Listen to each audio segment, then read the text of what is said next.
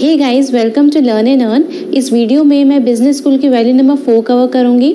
अगर आपने इससे पहले के वैल्यूज एंड चैप्टर्स नहीं देखे हैं तो डिस्क्रिप्शन बॉक्स में उनका लिंक दिया हुआ है, आप वहां जाके उनको देख सकते हैं। So let's proceed with value 4। What is the value of the network. 1974 में रॉबर्ट कियोसाकी ज़ेरॉक्स कॉर्पोरेशन में सेल्स एजेंट थे। वहाँ पे उन्हें एक प्रोडक्ट टेलीकॉपियर को सेल करने में काफ़ी प्रॉब्लम होती थी बिकॉज वो एक न्यू प्रोडक्ट था एंड लोगों के नॉर्मल क्वेश्चन ये होते थे कि और किसके पास है ये। जैसे ज़्यादा से ज़्यादा लोग उसे यूज़ करने लगे वैसे टेलीकॉपियर की सेल बहुत ही ईजी हो गई। वैल्यू ऑफ टेलीकॉपियर बढ़ी जब वो एक नेटवर्क बन गया। इस चैप्टर में ऑथर ने नेटवर्क की पावर के बारे में बताया है। ऑथर ने यहाँ पे मेटकाफ्स का लॉ डिफाइन किया है। मेटकाफ का लॉ ये कहता है कि किसी भी नेटवर्क की इकोनॉमिक वैल्यू उसके नंबर ऑफ यूजर पे डिपेंड करती है। जितने उसके यूजर्स रहते हैं उसके square will be the value of the network. अगर वर्ल्ड में सिर्फ एक टेलीफोन रहता तो उसकी कोई इकोनॉमिक वैल्यू नहीं रहती। जैसे टेलीफोन 1 से 2 हुए वैसे इकोनॉमिक वैल्यू डबल हो गई एंड वो स्क्वायर होते गए। Economic value of network exponentially grow करती है। 1950s में फ्रेंचाइजी इमर्ज हुई। ये एक फॉर्म ऑफ बिजनेस नेटवर्क है। जैसे कि स्टार्टअप में होता है वैसे ही एक फ्रेंचाइजी की उतनी वैल्यू नहीं होती जब तक उसके जैसी और फ्रेंचाइजीज नहीं बन पाती। 1970s में नेटवर्क बिजनेस आया जिसे हम आज कहते हैं network marketing business. Instead of network of franchise business ये नेटवर्क है फ्रेंचाइज इंडिविजुअल का। इसे पर्सनल फ्रेंचाइजी भी कहा जाता है। इसे बहुत क्रिटिसाइज भी किया गया, इनफैक्ट आज भी किया जाता है।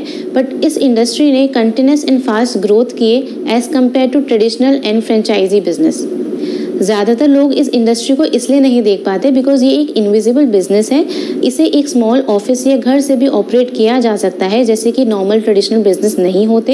एंड एक successful network marketing franchise most franchise से बहुत ज़्यादा मनी बना सकती है। जब ऑथर का माइंड ओपन हुआ फॉर नेटवर्क मार्केटिंग बिजनेस तो उनके सामने एक सरप्राइजिंग फैक्ट आया कि काफ़ी सारे big corporation such as Citibank, Berkshire Hathaway network marketing operations हैं। इससे पहले ऑथर को कभी इस इंडस्ट्री की ग्रोथ नहीं दिखाई दी। उन्हें सिर्फ क्रिटिसिज्म सुनाई देता उन लोगों से जो ओल्ड स्टाइल बिजनेस करते हैं एंड जो इस इंडस्ट्री का पार्ट नहीं थे। नेटवर्क मार्केटिंग इंडस्ट्री के सक्सेस का रीज़न है मेटकाफ का लॉ। अगर आज ऑथर को फिर से स्टार्ट करना पड़े तो वो नेटवर्क मार्केटिंग बिजनेस प्रेफर करेंगे rather than an traditional business. इस इंडस्ट्री की ब्यूटी ये है कि ये किसी भी एवरेज इंडिविजुअल के लिए भी है, बट उस पर्सन को मेटकाफ का लॉ ओबे करना पड़ेगा। उसको अपने जैसे लोगों को डुप्लीकेट करना पड़ेगा। ये लॉ अकेले वर्क नहीं करता। जैसे कि एक पर्सन के पास टेलीफोन है एंड सिर्फ उसी के पास टेलीफोन है, देन उस टेलीफोन के होने का कोई सेंस नहीं है।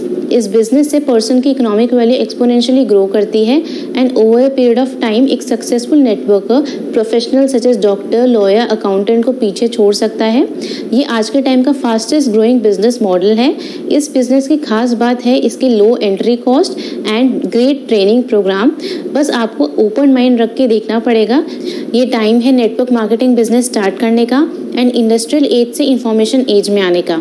इंडस्ट्रियल एज में ट्रेडिशनल बिजनेस थे, उसके बाद ट्रांजिशन एज के अंदर फ्रेंचाइजीज इमर्ज हुई एंड देन इंफॉर्मेशन एज के अंदर नेटवर्क मार्केटिंग बिजनेस इमर्ज हुए।